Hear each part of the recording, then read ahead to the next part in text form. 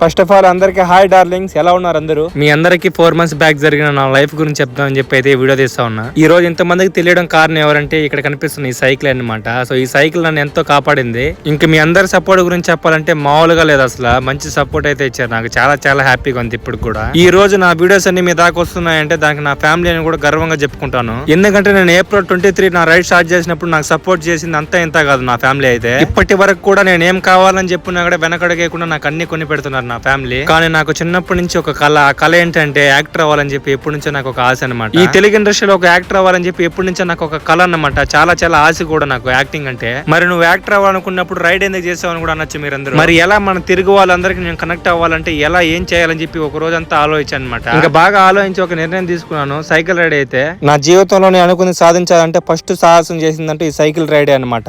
నేను అనుకునే కళ తీరేంత వరకు ఖచ్చితంగా ఎన్నో సాహసాలు చేస్తానని చెప్పి మీ అందరికి మాటిస్తున్నా.